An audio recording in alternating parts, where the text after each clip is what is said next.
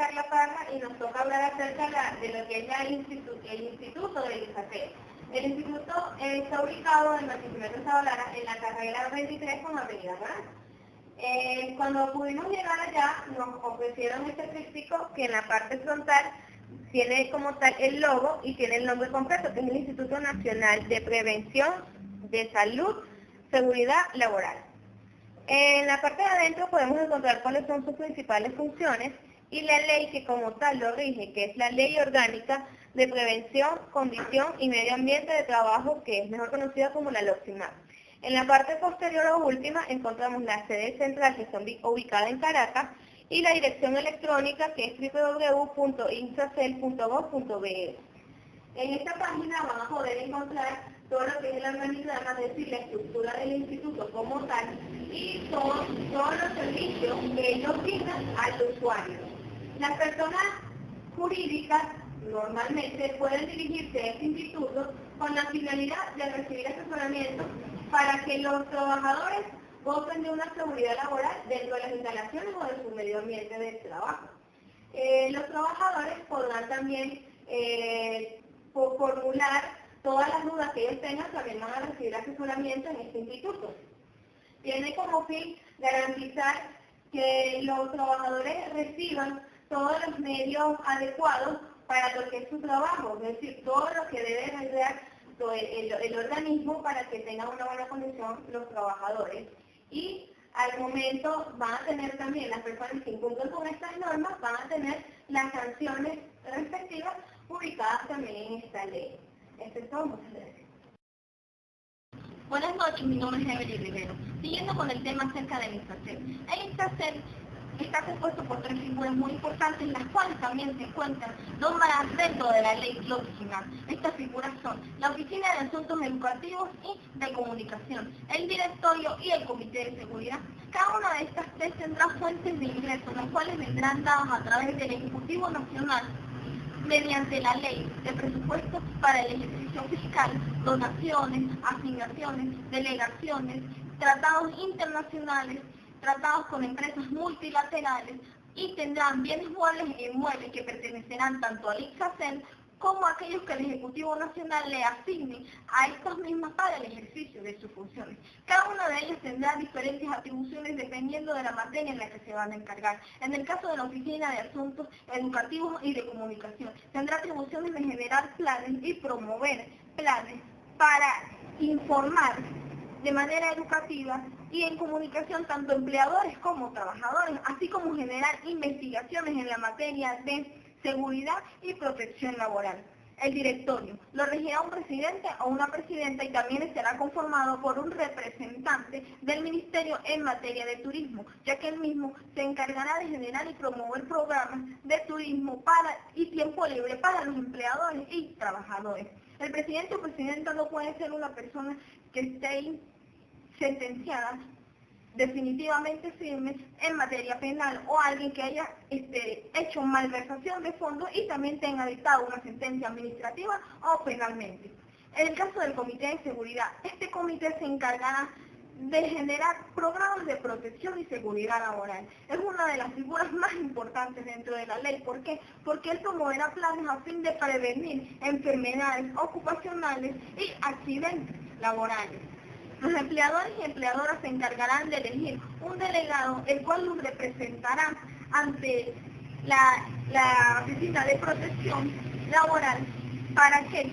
Para que estos mismos sean los que lleven a los trabajadores y empleadores estos programas de protección en materia de seguridad laboral. Muchas gracias. Seguimos hablando podríamos decir que una de sus funciones o sus atribuciones primordiales es presentar el proyecto y aceptar el proyecto de seguridad y salud laboral. Luego de entregado, ¿verdad?, se debe vigilar de que se haga el cumplimiento de este proyecto. Vigilar que se esté realizando bajo los efectos de los recursos establecidos, ¿verdad? Se deberá presentar información necesaria y requerida, asesoramiento a los empleadores y trabajadores. Se deberá supervisar los lugares médicos en donde prestan su servicio de trabajo. Pueden ser las empresas o lugares donde se explota de explotación. También podríamos decir que una de las responsabilidades de quien creó el acta de la responsabilidad de este proyecto, quien lo lleva, uno, el delegado de prevención. Dos, la organización sindical.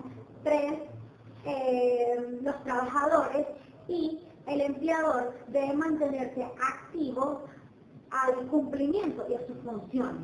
También podríamos decir que tanto el empleador como los trabajadores lo rigen derechos y deberes, en la cual los trabajadores serán sometidos a exámenes rutinarios anuales, entonces en la cual asegure la condición de salud de ellos cuando ellos entraron antes de entrar al trabajo y luego de que ellos han pasado un año, cómo sigue su condición de salud.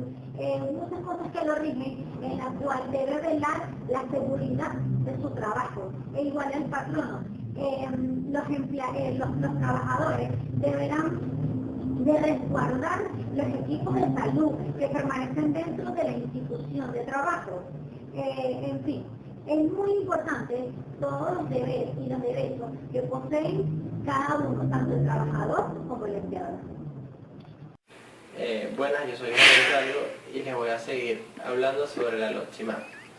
Primero vamos a hablarles sobre las deformaciones permanentes, que las leyes las estipulan como una discapacidad parcial permanente, en la cual todos sus derechos son los mismos que esta, que los vamos a explicar más adelante. Luego vemos las enfermedades de carácter progresivo, en la cual el trabajador o trabajadora que ha sufrido una enfermedad o un accidente de carácter progresivo, el patrono cubrirá los gastos de esta enfermedad mediante el tiempo en que se encuentre que sea progresivo, o sea, sea de este carácter, y el patrono responderá todo el tiempo que sea necesario para que el trabajador vuelva a la actividad laboral.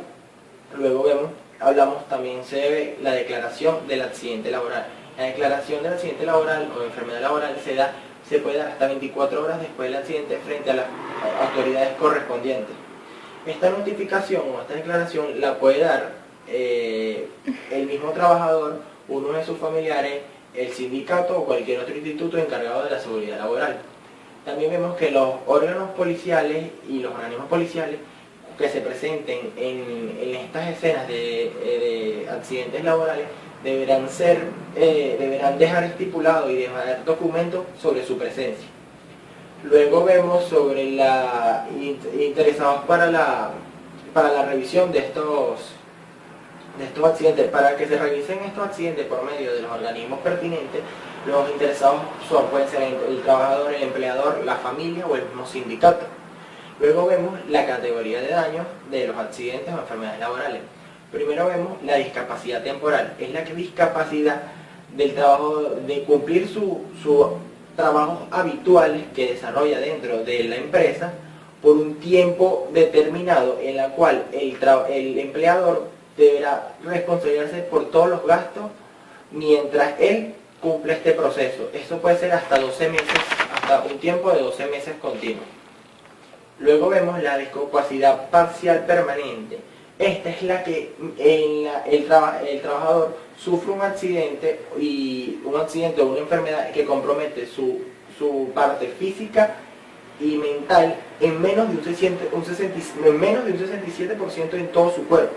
Es decir, un trabajador que ha sufrido un 25% de daño calificará para una discapacidad parcial permanente, en la cual el trabajador se le pagará una parte de sus bonos sociales mientras se reubique en otro trabajo.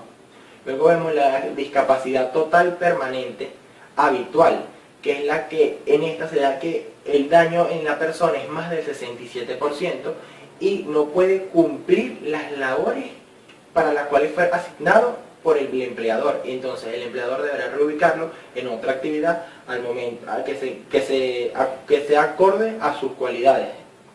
Después vemos la discapacidad absoluta permanente, que también es más del 67% de la persona. Es decir, esta persona ya va a tener una discapacidad laboral completa, es decir, no podrá cumplir ninguna función laboral, y esta persona el empleador deberá darle los recaudos y los bonos suficientes para que esta persona a lo largo de su vida lo pueda mantener.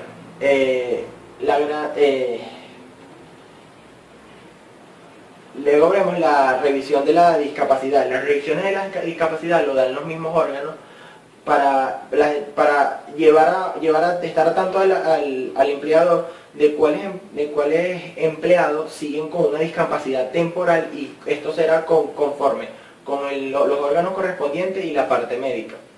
Luego vemos la parte de la muerte. La muerte de un empleado, de un trabajador por enfermedad o accidente laboral, lógicamente es cuando el trabajador sufre este percance dentro de las instalaciones de la empresa, en lo cual el empleador será encargado de pagarle a sus beneficiarios la parte acordada que podrían ser hasta 12 sueldos mínimos de los que viene ya facturando en la empresa. La pensión del sobreviviente, es decir, de las personas que son las beneficiarios del fallecido, podrían ser la viuda, los hijos menores de 18 años, los hijos menores de 25 años que ejerzan una carrera o que estén estudiando, y todas las personas con afines sanguíneos.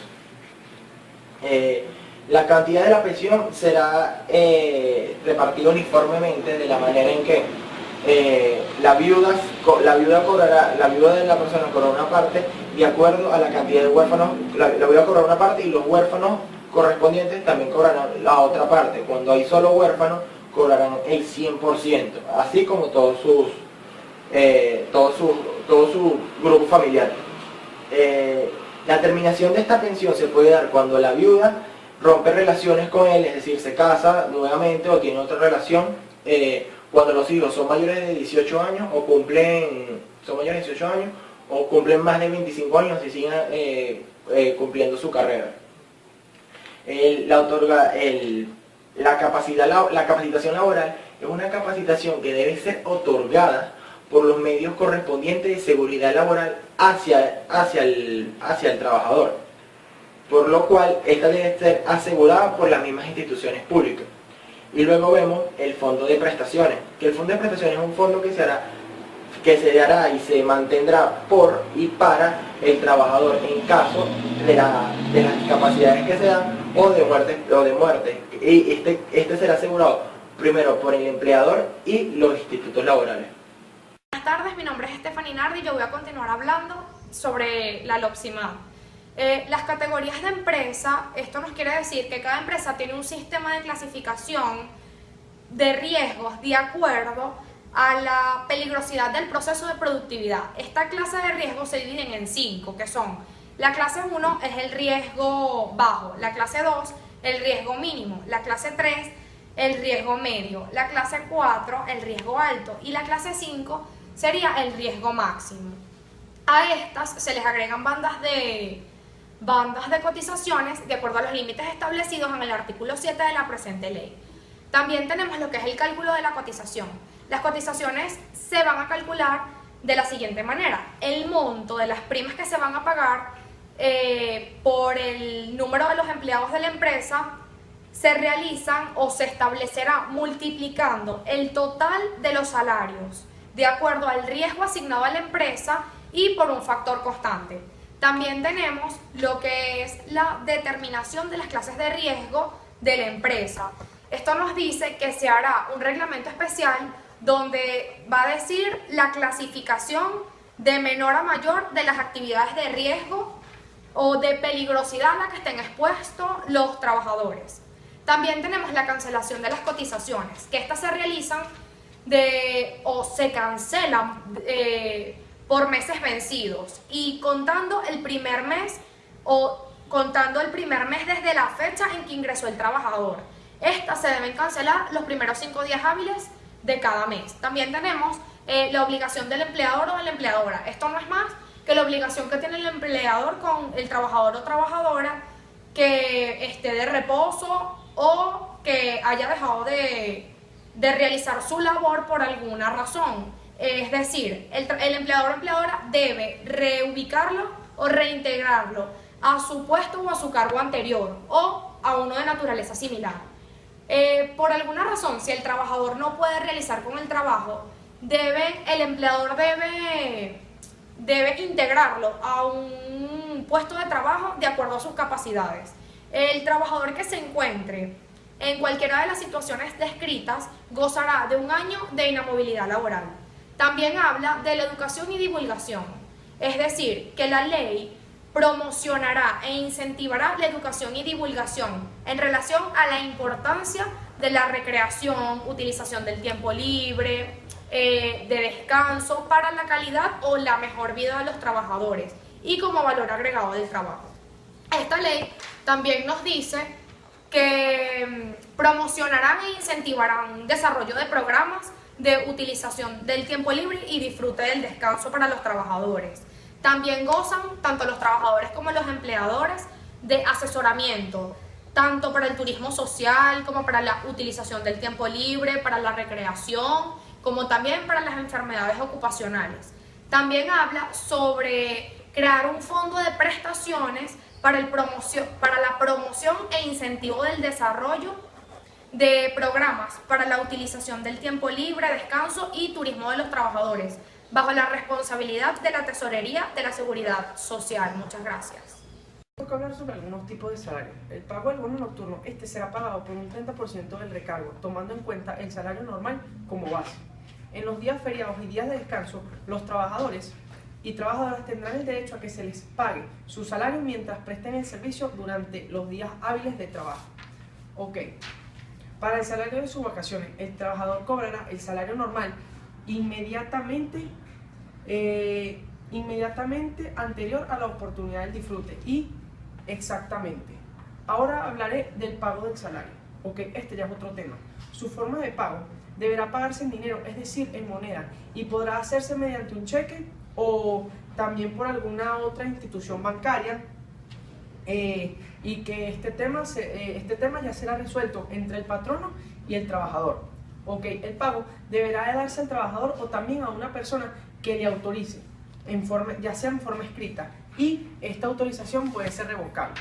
Ok, la fecha para el pago se acordará entre el patrono o patrona y con el trabajador o trabajadora, pero no puede ser mayor de 15 días, es decir, porque si